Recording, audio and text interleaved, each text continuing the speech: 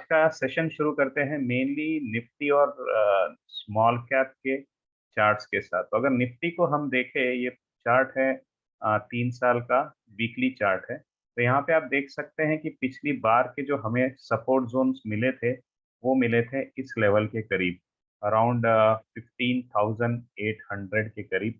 ये weekly chart है, तो यहाँ पे हम ये जो वीक बना था जो अराउंड 15,600 था वो तो यहाँ पे स्किप हो गया, लेकिन क्लोजिंग जो आप देखेंगे तो 15,800 के करीब हमको क्लोजिंग मिली थी।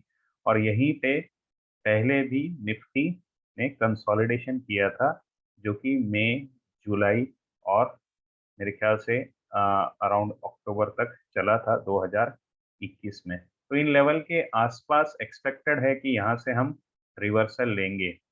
लेकिन अगर ये लेवल्स भी नहीं चले तो हमारी अगली लेवल जो है जिसके ऊपर हम नज़र रख सकते हैं वो होगी यहाँ पे अराउंड 1500, 15,000 के करीब। तो यहाँ पे भी आप देखेंगे एक सपोर्ट, एक स्ट्रगल ये हुआ था और इस ब्रेकआउट के बाद यहाँ पे एक शार्प जंप भी लिया था, एक छोटी रैली भी हुई थी। तो ये 15,000 अराउंड 800 और यहाँ पे अराउंड 15,300, ये दो सपोर्ट्स नजर आते हैं जहाँ से लग रहा है कि निफ्टी अपनी तरफ से रिवर्सल लेगा। और मैं आने वाले कुछ दिनों में एक बाउंस भी एक्सपेक्ट कर रहा हूँ, क्योंकि काफी स्टॉक जो है वो ओवरसोल्ड हो गए हैं। और इसी चार्ट को अगर हम देखते हैं अ, एकदम 15 मिनट की लेवल पे, तो आपको कुछ इंटरेस्टिंग नजर आएगा। पिछले 2 दिनों में हमको ब्रेक, एक गैप डाउन के साथ शुरुआत हुई थी, और जो फ्राइडे की जो मूव थी वो इस स्टार्टिंग पॉइंट से जहाँ पे हमने शुरुआत किया था उसके टॉप के नीचे जाके क्लोज हुई थी। लेकिन दूसरी तरफ आज जो हमने गैप डाउन से शुरुआत की, वहां से आप देखेंगे तो हमको अच्छा सा रिवर्सल भी मिला था, और 1 बजे के करीब फिर से प्रेशर बढ़ा और एंड में अराउंड 2 बजे के करीब सपोर्ट जोन क्रिएट होते हुए फिर हम 16,308 पे क्लोज हुए। तो ओवरऑल यहाँ पे और एक चीज आप देख सकते हैं, ये जो यहाँ पे आपके बनी है डोजीज, ये कैंडल्स को हम डोजीज कहते हैं, जहाँ पे in the net price opening और क्लोजिंग में डिफरेंस कम है, लेकिन वोलेटिलिटी कारण विक्स थोड़े बड़े बने हुए हैं। लेकिन फिर भी ये काफी थिन डोजीज बनी है, तो काफी यहाँ पे बायर्स और सेलर्स के बीच में स्ट्रगल दिख रहा है। तो ये 16,250 का जोन इंट्रा डे में यहाँ पे लग रहा है कि ये काम कर सकता है कल के दिन। और अगर ओवरऑल लॉन्ग टर्म चार्ट की तरफ देखें, तो हमें जिन लेवल्स को ठीक से ऑब्जर्व करना होगा वो होगी यहाँ पे 15,800 के करीब, और दूसरी लेवल होगी यहाँ पे 15,250 के करीब। तो ये दो लेवल्स हैं जो निफ्टी पे हमको सपोर्ट देकर के एक रिवर्सल्स का चांस देंगी। यही स्मॉल कैप अगर मैं देखूं, क्योंकि काफी लोग रिटेल्स में से स्मॉल कैप में इन्वेस्ट करते हैं, ट्रेडिंग करते हैं, तो यहाँ पे आप देखेंगे अगर हम इसको स्ट्रेच करें 5 साल के लिए इस चार्ट को, तो ये था 2018 का टॉप। जो लोग उस समय ट्रेडिंग करते थे उनको मालूम होगा, ये जो 2016 से 18 में काफी अच्छी रैली चली थी, और वहां से जो ड्रॉडाउन शुरू हुआ था वो कोविड के बाद ही जाकर के रिवर्स हुआ। तो इन लेवल्स के करीब पिछली बार अगर हम देखें, इन लेवल्स के करीब 2 बार पहले ही स्मॉल कैप बाउंस ले चुका है। एक करीब करीब अगस्त में, और एक लिया था फरवरी में, जब वॉर की जब एकदम से प्रेशर बढ़ी थी, मार्च के मिड के करीब से ये रिवर्सल आया था, और उसी लेवल्स को तोड़ करके हम नीचे चले गए हैं। अभी ये वीकली क्लोज हमें देखना पड़ेगा ये कहाँ पे हो रहा है। अगर ये वीकली क्लोज भी इस लेवल के नीचे हो जाए, तो फिर हमारा अगला पड़ाव जो आएगा सपोर्ट में वो आएगा 8,500 की तरफ, जो कि यहाँ से आप देखेंगे तो और करीब करीब 8 to 9% नीचे है। तो जितना पेन दिखता है, एक तो इन लेवल्स के करीब हमको इस हफ्ते में रिवर्सल दिख जाएगा, या और 8-9% का पेन जो है, जो यहाँ पे नेक्स्ट सपोर्ट तक झेलना पड़ सकता है स्मॉल कैप में। तो ये हुई ओवरऑल मार्केट में निफ्टी, जो कि लार्ज कैप को रिप्रेजेंट करता है, और ये स्मॉल कैप की जो स्ट्रगल है उसके बारे में। अब आइए आज के कुछ ब्रेकआउट्स देखते हैं। तो सबसे पहले समझ लीजिएगा कि हम मार्केट इस समय डाउन ट्रेंड में है। करीब सभी कैप्स में, mid cap, large cap, small caps में, सो ब्रेकआउट्स के फेलियर के चांसेस ज़्यादा है। तो ऐसे वक्त पे हम क्या करते हैं, जितना हो सके उन्हीं स्टॉक्स के साथ ब्रेकआउट पे काम करें। एक तो ब्रेकआउट्स अवॉइड करें, या उन्हीं स्टॉक्स के साथ काम करें जहाँ पे फंडामेंटल्स अच्छे हैं। तो पावर ग्रिड का आज का जो ब्रेकआउट आपको दिखेगा, ये एक्चुअली ओरिजिनल लॉन्ग टर्म या मिड टर्म ब्रेकआउट के रिवर्सल के बाद का ब्रेकआउट है। तो एक्चुअल ब्रेकआउट जो हुआ था पावर ग्रिड में, वो इस लेवल पे हुआ था, और वहां से जाकर के ये रिवर्स हुआ, और रिवर्सल के बाद फिर इसने जो हाई बनाया था उसको क्रॉस किया है। वॉल्यूम भी अच्छा मिला है, और ओवरऑल अगर आप रिलेटिव स्ट्रेंथ की बात करें तो आज मार्केट में सीएनएक्स एनर्जी है, उसका जो रिलेटिव स्ट्रेंथ है वो सब सेक्टर से अच्छा चल रहा है। तो जब भी कोई ब्रेकआउट ले, अगर वो हम उस सेक्टर से ले जो खुद स्ट्रेंथ में है, तो ब्रेकआउट की सक्सेस होने की प्रोबेबिलिटीज बढ़ जाती है। इनफैक्ट आज के तीनों ब्रेकआउट मैं आपको दिखाऊंगा वो पावर सेक्टर से ही रिलेटेड है। तो यहाँ पे फंडामेंटल्स अच्छे हैं पावर ग्रिड के। गवर्नमेंट कंपनी है, पीएसयू है, और मेनली डिविडेंड यील्ड काफी हेल्दी दे रही है, और आरओसीई अच्छा है, और स्टॉक पी बाई ई भी अगर आप देखें, और इसका डेप्ट टू इक्विटी काफी बड़ा है। बट ये पावर सेक्टर का एक जनरल पैटर्न ही है, यहाँ पे डेप्ट जो है वो काफी ज्यादा बनी हुई रहती है, तो इसको मैं ज्यादा एक्सेप्शन कंसिडर नहीं करूंगा। I just continue to look that company as such is performing well, as valuation wise काफी हेल्दी प्लेस है। मेन चीज आप देखेंगे यहाँ पे आपका जो प्राइस टू बुक वैल्यू है that you can see over here 2.2 है, तो काफी आपको एक रीजनेबल प्राइस पे स्टॉक मिल रहा है। सेफ स्टॉक है, गवर्नमेंट कंपनी है, और दूसरा डिविडेंड यील्ड भी अच्छा है। तो दिस इज वन ब्रेकआउट जिसके ऊपर आप सोच सकते हैं।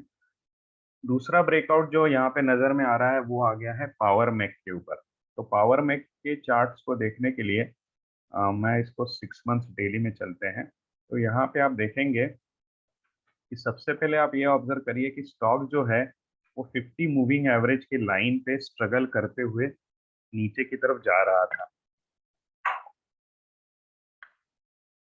वहां से फिर उसने ब्रेकओवर दिया, क्रॉसओवर दिया, और फिर 200 डीएमए की लाइन को क्रॉस किया, उसको रिवर्स टच करके फिर अभी ऊपर की तरफ जा रहा है। यानी स्टॉक पूरी तरह से दिखा रहा है कि यहाँ पे उसको सपोर्ट मिल रहा है, और उसके बाद यहाँ पे बायर सेलर्स का स्ट्रगल, और दो कैंडल्स ब्रेकआउट की तरफ विथ गुड वॉल्यूम। ये एक ब्रेकआउट है जिसे आप कंसिडर कर सकते हैं, लेकिन इसमें फंडामेंटल्स आपको चैलेंज मिलेंगे, क्योंकि मेनली इस कंपनी की मैं देखूं अर्निंग्स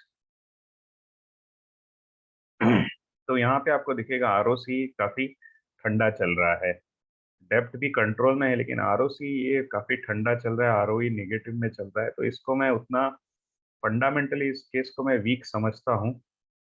जबकि आप देखेंगे P by E ratio wise ये चीप है। उसके मीडियन जो है 5 साल के उससे नीचे चल रहा है। तो अगर कोई ऐसा प्लेयर है जो काफी अच्छे से स्टॉप लॉस को without any emotional attachment handle कर सकते हैं, वो देख सकते हैं इस स्टॉक की तरफ। ब्रेकआउट अच्छा है, सपोर्ट तो काफी कुछ प्रूवन है, 915 के करीब, ये 200 डीएमए लाइन के नीचे आप स्टॉप लॉस रख के चल सकते हैं। सिर्फ फंडामेंटल्स वीक होने के कारण और मार्केट की जो कंडीशंस है उसमें रिस्क देखते हुए इसको आपको थोड़ा संभल के काम करना है। अगला स्टॉक है एक अच्छा एमएनसी, एबीबी इंडिया। इनके रिजल्ट्स काफी अच्छे आए थे, और ये रिजल्ट्स रिएक्शन ही है जहां पे इसने पहले ये ब्रेकआउट अटेम्प्ट किया था। तो जब कभी भी आप ब्रेकआउट को अच्छे से स्टडी करना चाहे तो मूविंग एवरेजेस लाइंस को कम करके देखिएगा, तो आपको अच्छे से और क्लियरिटी आएगी। तो यहाँ पे आप देखेंगे कि इस पॉइंट पे इस स्टॉक ने ब्रेकआउट अटेम्प्ट किया था, जो पहले तो रिट्रेस हो गया due to market pressure obviously, और प्रॉफिट बुकिंग भी हो सकती है, लोगों में रिस्क का कंसिडरेशन आज ज्यादा है। वहां से अगले 2 दिन और वॉल्यूम आया है, और ये वॉल्यूम जो है आप देखेंगे अच्छा वॉल्यूम है, लेकिन दिन बर दिन थोड़ा स्लिप हुआ है। तो मैं तो यहाँ पे ध्यान दूंगा कि अगर यहाँ पे कुछ इनसाइड कैंडल्स बनती हैं या थोड़ा रिवर्सल आता है 2260 के करीब, वहाँ से पिकअप करके अगर हम आगे जाएँ, तो ये सेफ हो सकता है, या पार्शियल क्वांटिटी हम यहाँ पे एंट्री कर दें कल और बाद में उसके रिवर्सल्स पे और ऐड करके आगे चल सकते हैं। तो दिस इज़ अनदर वन जो आप अटेम्प्ट कर सकते हो, और स्टॉप लॉस फिर से आप देखोगे 2250 पे है आप, तो अराउंड आपका 10% अगर हम देखें, तो ये अराउंड 2040 के करीब आ जाएगा। तो 200 डीएमई की लाइन पहले ही सपोर्ट दे रही है। तो इसको सपोर्ट पकड़ते हुए अगर आप इसके साथ काम करना चाहते हैं, तो you can go with it. फिर एक ब्रेकआउट है जो मैंने 2-3 दिन पहले दिया था, उसके बारे में जस्ट डिस्कस कर रहा हूँ। ये ग्लोबल एजुकेशन का ब्रेकआउट है। आप ट्विटर हैंडल पे अगर आप मेरे फॉलोअर हैं, मेरा Twitter handle by the way is Milind for profits. तो आप यहाँ पे अगर मुझे फॉलो अप करेंगे, तो आपको डेली कुछ ना कुछ अपडेट्स, चार्ट्स के बारे में, स्टॉक्स के बारे में, ओवरऑल मार्केट के बारे में मिलते रहेंगे। मेरी कोशिश यही है कि जितना अवेयरनेस हो सके मैं आपके साथ शेयर कर सकूं, ताकि आप भी तैयार रहे और आपसे कुछ जो फीडबैक्स आते हैं उससे मैं भी तैयार हो जाता हूं। तो ये म्यूचुअली फायदे की बात है। यहाँ पे आप देखेंगे मेनली आपको बायर सेलर्स का अच्छा सा स्ट्रगल मिल रहा है। ये ब्रेकआउट एक्चुअली हैमर कैंडल के साथ हुआ था। ये हैमर कैंडल्स बताती है कि बायर्स ने कोशिश की थी, सेलर्स ने कोशिश की थी नीचे दबाने की, लेकिन बायर्स ने काफ़ी अच्छे से पुश आउट किया है सेलर्स को। तो यहाँ पे इस ब्रेकआउट पॉइंट पे हमने इसको शेयर किया था ट्विटर पे, और वहाँ से आज इसने काफ़ी स्ट्रॉन्ग 9 या 10% की मूव दे करके ऑन द सर्किट क्लोज किया है। तो ये स्टॉक अभी तो मैं आपको लेने के लिए नहीं बोलूँगा, क्योंकि रिस्क मुझे काफ़ी दूर नज़र आ रही है और मार्केट भी टाइट चल रहा है। लेकिन ये स्टडी के लिए है, आप इसको ऑब्ज़र्व कर सकते हैं स्ट्रक्चर को, कि किस तरीके से इसमें एक वीसीपी बना है। अभी वीसीपी कैसे बना है? फिर से अगर मैं मूविंग एवरेज की लाइन को निकाल दूँ, और जो हमने बात की थी दही मेरे दही हंडी वाले पिछले वीडियो में, अगर आप उसको ठीक से याद रखें, तो अगर नीचे आते-आते देखें कि कहाँ पे कैंडल्स ज़्यादा से ज़्यादा टच कर रही है, वहाँ के रुक जाइए। फिर आप देखेंगे यहाँ पे 3 वेव्स बनी थी। एक ये डीप वेव बनी है, अगली सेलिंग की वेव आई, ये कम डीप बनी है। अगली सेलिंग की फिर से वेव आई, ये और कम डीप बनी है, और यहाँ से ये मूव आया है। अब ये क्या बताता है आपको कि जो बायर था वो अभी पेशेंस लूज़ कर रहा है। पहले यहाँ आने तक रुक रहा था, उसके पहले ही अब लेना चालू कर दिया, अब इससे और भी पहले लेना चालू कर दिया। और वॉल्यूम्स भी आपको पॉजिटिव वाले दिन ज़्यादा दिख रहे थे। तो ये देखते हुए ये वीसीपी स्ट्रक्चर बन जाता है, और यहाँ से इसने ब्रेकआउट लिया था। आज भी इसने अच्छा मूव दिया था। मैंने इसमें किसी को काम करने के लिए कहा नहीं था, मेनली क्योंकि ये मार्केट का डिफिकल्ट टाइम चल रहा था, और ये स्मॉल कैप कंपनी है। अगर इसके फंडामेंटल्स देखूं तो मुझे रीजनेबल नज़र आ रहे थे। मुझे ऐसे कुछ एक्साइटिंग से नहीं थे, काफ़ी रीज़नेबल है। एक्चुअली मैं अभी देख के बता सकता हूँ कि ये काफ़ी अच्छे थे, क्योंकि आरओसी 33 के ऊपर है, व्हिच इज़ वेरी गुड। 0 आपके ऊपर डेट है, और ओवरऑल देखेंगे पी बाय ई 8.82 है, प्राइस टू बुक वैल्यू भी 2 है। तो काफ़ी चीप वैल्यूएशन पे ये आपका स्टॉक चल रहा है अभी भी। तो ये अच्छे फंडामेंटल पे स्टॉक है। इस पॉइंट पे तो मैं आपको आज 10% की जंप के बाद लेने के लिए नहीं बोलूँगा, लेकिन ये एक स्टॉक है जो अ, जो केस स्टडी करके आप देख सकते हैं कि खराब मार्केट में भी अच्छे फंडामेंटल्स के साथ एक स्मॉल कैप कंपनी और एक अच्छे स्ट्रक्चर के साथ परफॉर्म कर पा रही थी चार्ट के ऊपर, राइट?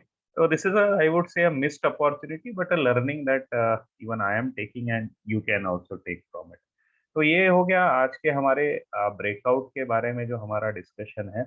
अब हम बात करेंगे कुछ रिवर्सल्स के बारे में, क्योंकि ये जो मार्केट है आज हमारा, ये काफ़ी डाउन ट्रेंड में है, एक्चुअली काफ़ी प्रेशर में है, जिसके कारण अच्छे-अच्छे स्टॉक्स काफ़ी पिट चुके हैं, और यही अपॉर्चुनिटी देते हैं लॉन्ग टर्म इन्वेस्टमेंट की कोशिश के लिए।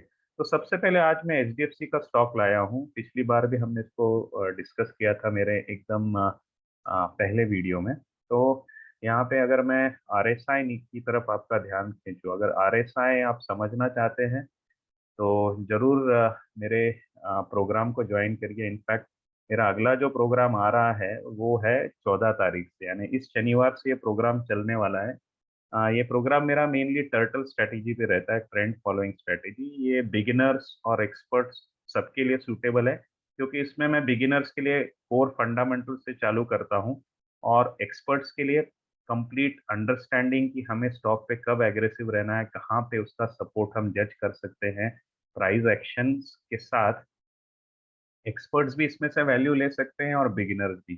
तो ये चालू हो रहा है इस 14 तारीख को। तो हर वीकेंड को सैटरडे संडे हम 7 से 9 मिलने वाले हैं, 6 सेशंस होते हैं। इसके काफ़ी अच्छे रिव्यूज़ हैं। इस प्रोग्राम के करीब 2 साल से मैं कर रहा हूँ। आपको मेरे ट्विटर हैंडल पे भी मिल जाएंगे। अगर आपको कुछ क्वेरीज होंगी तो ज़रूर मुझसे पूछिएगा। और इसको अगर ज्वाइन करना है तो इसकी सब्सक्रिप्शन जो है वो क्यूहू ऐप पे होस्ट की हुई है। तो मेरे इस वीडियो के नीचे आपको वो डिटेल्स मिलेंगे, जहाँ से आप उन सब्सक्रिप्शंस को भी रेफर कर सकते हैं और वो मेरे उस प्रोग्राम को ज्वाइन कर सकते हैं। ये ज़ूम पे कॉल होने वाली है, तो आप घर पे बैठे भी इसको आराम से अटेंड कर सकते हैं। और इस प्रोग्राम में मैं आपके साथ शेयर करता हूँ स्कैनर्स भी। करीब-करीब 6 स्कैनर्स दिए जाते हैं, जो आपको एंट्री, एग्ज़िट और स्टॉक सिलेक्शन में हेल्प करते हैं। तो अभी आते हैं एचडीएफसी की तरफ। तो एचडीएफसी में मेनली आप जब 5 साल का वीकली चार्ट देखेंगे, तो आपको दिखेगा, इसको मैं थोड़ा और स्ट्रेच करता हूँ 8 साल के लिए। ये जो 200 डीएमए की जो मूविंग एवरेज लाइन है, वहाँ से एचडीएफसी के स्टॉक ने पिछली बार रिवर्सल्स लेने के बाद काफ़ी अच्छा मूव दिया था। तो आज वही सिचुएशन पे आकर के एचडीएफसी का स्टॉक खड़ा है। इनफैक्ट मार्च के महीने में और एक अटेम्प्ट हुआ था, वहाँ से ही इसने फिर से रिवर्स लिया था। ये बड़ा जो आपको रिवर्स वीक दिख रहा है, वो एचडीएफसी और एचडीएफसी बैंक के मर्जर की जो बात हुई थी उसके कारण बना है, और उसी के बाद जो डिसअपॉइंटमेंट आई है उससे स्टॉक फिर स्लिप हुआ है। कंपनी वैसे अभी भी अच्छा परफॉर्म कर रही है, तो कोर लेवल पे कुछ प्रॉब्लम दिखाई नहीं दे रहा है। तो और ये अच्छा रिवर्सल पॉइंट है टेक्निकली। तो अगर इन लेवल्स के ऊपर वीकली क्लोज आपको मिलता है, अगर मैं एग्जैक्टली लेवल्स की बात करूं, तो 5 साल के चार्ट पे हमको लेवल्स भी दिख जाएंगे। तो करीब-करीब ये है 2210। तो अगर वीकली क्लोज आपका 2010 के 210 के ऊपर आ जाता है, एक अच्छा पॉइंट होगा। लॉन्ग टर्म इन्वेस्टमेंट के नज़रिए से आप इसमें एंट्री लेकर के सोच सकते हैं। और एक स्टॉक जो इसी रिवर्सल सेटअप में मुझे मिला है, जो है ब्रिटानिया। ये भी लार्ज कैप स्टॉक है। जनरली मार्केट अभी भी आप देखेंगे तो निफ्टी की जो रिलेटिव स्ट्रेंथ है, वो अच्छी चल रही है बनिस्बत स्मॉल कैप और मिड कैप के। तो लार्ज कैप्स आपको अभी दिखेंगे अच्छे स्ट्रेंथ दिखाते हुए। ये भी ब्रिटानिया का सेटअप है। ब्रिटानिया के सेटअप में भी आप देखेंगे, अगर इसको मैं स्ट्रेच करता हूँ 8 साल के लिए, तो इसने भी कोविड के दौरान यहीं से रिवर्सल लिया था और आज ये स्टॉक फिर से इसी पॉइंट पे खड़ा है। यहाँ पे भी हमें इंतज़ार करना होगा करीब-करीब 3,300 का। अगर वीकली क्लोज़ आपको 3,300 के ऊपर मिलती है, तो आप यहाँ से एक इन्वेस्टमेंट के नज़रिए से एक एंट्री ले सकते हैं। ये एक और एक रिवर्सल का अच्छा सेटअप बन रहा है। फंडामेंटल्स के हिसाब से अगर मैं आपको दिखाऊँ तो ब्रिटानिया इज़ डूइंग वेल। इसमें एक चीज़ है कि डेब्ट टू इक्विटी थोड़ी-सी एबनॉर्मल है, 1 के करीब जा रही है। बाकी एफएमसीजी होने के कारण और पुरानी कंपनी काफ़ी होने के कारण इसके आरओसीज़ अच्छे बने हुए हैं। और पी बाई ई की तरफ अगर आप ध्यान दें, तो वो भी आपको मीडियन के नीचे मिल रहा है। यानी 5 साल का जो एवरेज पी बाई ई है, उसके नीचे वैल्यूएशंस पे स्टॉक आज खड़ा है। और आपको यहाँ पे भी नज़र आ रहा है, टेक्निकली भी एक सपोर्ट लेवल है। तो ये टेक्नो फंडा, आप इसके ऊपर नज़र रख सकते हैं। और एक अच्छा स्टॉक है जो एक रिवर्सल पे खड़ा है, वो है टाटा मोटर का। इसके लिए मैं 50 मूविंग एवरेज वीकली लूँगा, तो आपको अच्छे से क्लियरिटी आ जाएगी। तो यहाँ पे आप टाटा मोटर के चार्ट को देख सकते हैं। ट्रेडिशनली ये जब गिर रहा था तो 50 मूविंग एवरेज से ये रेजिस्टेंस लेकर के नीचे गिर रहा था। बाद में इसको ब्रेकआउट देने के बाद इसको सपोर्ट बनाते-बनाते ऊपर जा रहा है। अगेन आज 404 पे है। वीकली क्लोज इसका 410 के ऊपर या 420 के आसपास आ जाता है, तो आप कोशिश कर सकते हैं एक अटेम्प्ट करने की कि यहाँ से मैं इसको रिवर्सल के लिए प्ले करूँ। आप यहाँ पे भी देख सकते हैं फरवरी के महीने में एक वीक बना था, तो इसी मूविंग एवरेज से इसने सपोर्ट लिया है। तो यहाँ पे बाइंग होती हुई दिख रही है टाटा मोटर्स में। पॉजिटिव्स हैं कि ये ऑलरेडी ईवी में काफ़ी एस्टेब्लिश हो चुके हैं और अभी इनका जो ये है कमर्शियल व्हीकल्स, वो फॉर्म में आने वाले हैं। अगर आपको याद होगा, कोविड के दौरान कमर्शियल व्हीकल्स की जो डिमांड थी काफ़ी स्लिप हो गई थी। पूरे पिछले साल में उसमें उतना वॉल्यूम नहीं आया था, बट यही बैकलॉग है। आप सोच सकते हैं काफ़ी गाड़ियां 2 साल में काफ़ी पुरानी हो चुकी है और रिप्लेसमेंट को आ चुकी होगी। यही बैकलॉग है जो यहाँ से डिमांड क्रिएट कर सकता है। और सीवीज तो पहले ही, इनकी कार्स तो अच्छी दिख रही है ईवी स्टोरी के कारण, उसके ऊपर अगर सीवीज का फ्लेवर आ जाए तो एक अच्छा सा चांस स्टोरी टेलिंग यहाँ पे टाटा मोटर में बन सकती है। रिस्क फैक्टर क्या है? इनका मेजर बिजनेस आज भी यूरोप में बेस्ड है। चाइना में भी इनके जैगवार के सेल्स हैं। तो चाइना में जो शटडाउन चल रहा है, ऊपर से यूरोप में जो अभी वॉर के कारण सिचुएशन है, तो ये एक रिस्क फैक्टर्स हैं। इसको ध्यान में रखते हुए अ, इस पॉइंट पे मैं सोचता हूँ इसके आगे आप जाकर के लेना मेरे ख्याल से रिस्क रहेगा। इसको क्रॉस करने दीजिए, जल्दी मत करिए। अगर गिरना है तो गिरने दीजिए। इस पॉइंट पे क्रॉस करने के बाद, स्ट्रेंथ दिखाने के बाद, आप टाटा मोटर पे भी एक रिवर्सल प्ले के बारे में सोच सकते हैं। और एक मेरा अच्छा लॉन्ग टर्म का रिवर्सल प्ले मुझे दिखाई दे रहा है टाइम टेक्नोप्लास्ट में। तो टाइम टेक्नोप्लास्ट का चार्ट अगर हम देखते हैं तो इसकी स्टोरी अलग है। ये बेस बना करके उस बेस में से ऊपर आ रहा है, और ये जो बेस का स्ट्रक्चर है ये काफ़ी स्ट्रांग बन गया है।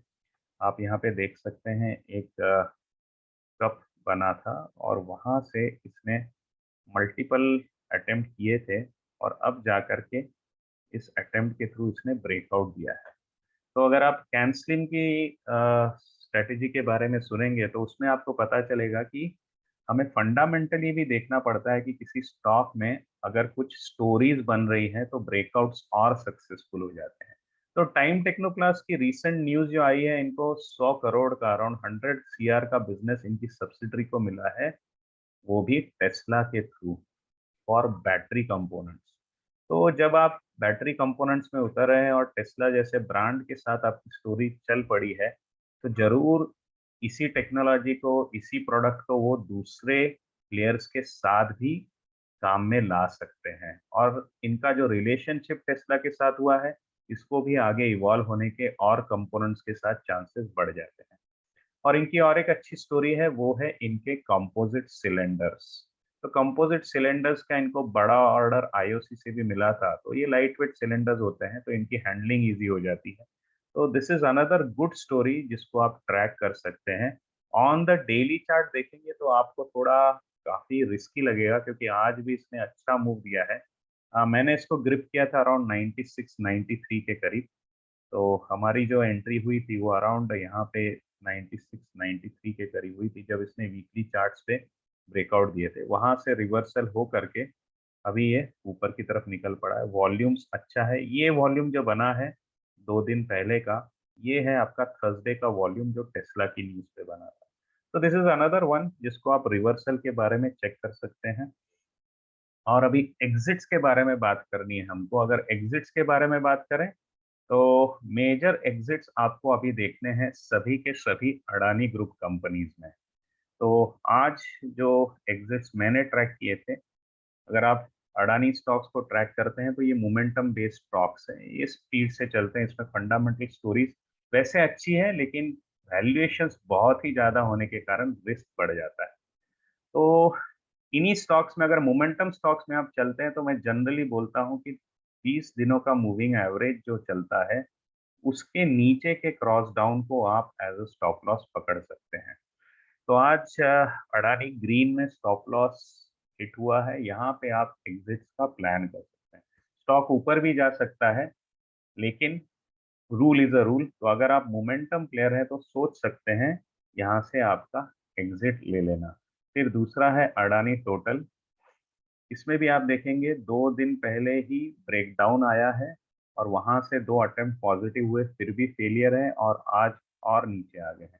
तो एटीजीएल भी स्टॉक है जिसमें से निकल जाना टाइमली बहुत जरूरी है। अच्छा नहीं लगता कि आपने काफी पैसे बना लिए हैं, आपको निकलने का बोलूं, लेकिन अगर आपने प्रॉफिट घर लेके नहीं गए हैं तो इस प्रॉफिट का कोई मतलब भी नहीं बनेगा, क्योंकि अगर एक तो आप काफी टाइम के लिए फंसे रहेंगे, या स्टॉक और भी नीचे आ करके आपका नुकसान बढ़ा सकता है। तीसरा स्टॉक अडानी एंटरप्राइजेस। ये स्टॉक काफी अच्छा है। स्टोरीज भी अच्छी है, लेकिन वही क्राइटेरिया है कि अगर आप 20 डीएमए के नीचे आ गए हैं तो ये टाइम है जहां से आप सोच सकते हैं कि या तो स्टॉक नीचे जाएगा या साइडवेज जोन में फिर वक्त बिताएगा। तो इन एग्जिट्स के ऊपर आप ध्यान रख सकते हैं, क्योंकि काफ़ी लोग हैं जो अडानी स्टॉक्स पे काम करते हैं, तो मैंने सोचा है आपको ये एग्जिट्स के बारे में अलर्ट कर दूं कि वक्त आ गया है, अगर चाहिए तो इसमें से निकल जाइए, फिर कंसोलिडेशन, फिर ब्रेकआउट आएगा, वहां से फिर पाइल ऑन करके आपकी अगली जर्नी आप चालू कर सकते हैं। राइट। तो अब वक्त आ गया है हमारे स्पेशल स्कैन का। राइट। तो आपने काफी बार मार्केट में सुना होगा कि स्टॉक ओवरसोल्ड हो गया है डेली जोन पे। तो स्टॉक को ओवरसोल्ड कब कहते हैं, किसी भी स्टॉक को ओवरसोल्ड हो गया है उसे हम ओवरसोल्ड बताते हैं जब वो, अगर हम डेली चार्ट फॉलो कर रहे हैं तो आरएसआई 30 के नीचे आ गया है।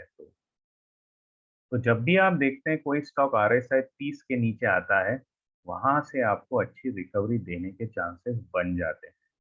तो जितने भी स्टॉक्स अगर आप उनको अच्छे से स्टडी करेंगे, जिनके फंडामेंटल्स अच्छे हैं, तो काफी लोग हैं जो इस लेवल का इंतजार करते हैं सिप करने के लिए, एसआईपी करने के लिए, क्योंकि यहाँ से आप देखेंगे तो स्टॉक में एक रिवर्सल आता है, एक अपमूव आती है। अगर आप लॉन्ग टर्म प्लेयर्स हैं तो टिपिकली आप हर बॉटम पे एंट्री करते करते अपनी एसआईपी चला रहे हैं। तो वैसे मौके अगर आपको मार्केट में ढूंढने हैं जहाँ पे स्टॉक ओवरसोल्ड जोन में आ गया है, तो आपको एक स्कैनर सिंपल सा बनाना पड़ेगा, जहाँ पे आपको चेक करना है कि कौन से स्टॉक्स ऐसे हैं जिनका आरएसआई वैल्यू ये 30 के नीचे आ गया है। तो एक सिंपल सा स्कैनर आज बनाएंगे प्रैक्टिस के लिए। इसी का यूज आप अलग अलग दूसरे तरीके से भी कर सकते हैं by changing the value of your RSI. तो चार्टिंग करने जो स्कैनिंग का टूल है, यहाँ पे आप आएंगे, आपका फ्रेश स्कैनर बिल्ड कर सकते हैं। यहाँ पे सिंपल सा स्कैन है ये। यहाँ पे हम क्या चेक करने वाले हैं कि आपका जो आरएसआई है, स्टैंडर्ड वैल्यू रखते हुए 14 दिनों का, it has crossed below number 30। अगर हम क्रॉस बिलो नंबर 30 बोलेंगे तो वो स्टॉक्स मिलेंगे जो आज आरएसआई आज ओवरसोल्ड लेवल में गए। तो हमारी स्टडी में हम यहाँ पे लिमिट कर सकते हैं सिर्फ निफ्टी के 50 स्टॉक्स या निफ्टी 500, क्योंकि यहाँ पे फंडामेंटल्स आपको अच्छे मिलने के चांसेस ज्यादा है। तो instead of going into risky stocks, आप इसको निफ्टी 50 पे चलाइए, आपकी लॉन्ग टर्म एसआईपी के लिए रन कर दीजिए, तो आपको पता चलेगा आज नेस्ले ने ओवरसोल्ड जोन टच किया है। तो यहाँ पे आप नेस्ले के स्टॉक को भी देख सकते हैं कि सीरियसली इसने यहाँ पे ओवरसोल्ड जोन टच किया है। एक्चुअली बहुत ही स्टीप फॉल आया है। तो अगर आपको एंट्री लेनी है तो आप यहाँ पे एंट्री लेंगे, तो मैं कहूँगा नहीं, क्योंकि ये ओवरसोल्ड जोन में काफी वक्त भी गुजार सकता है।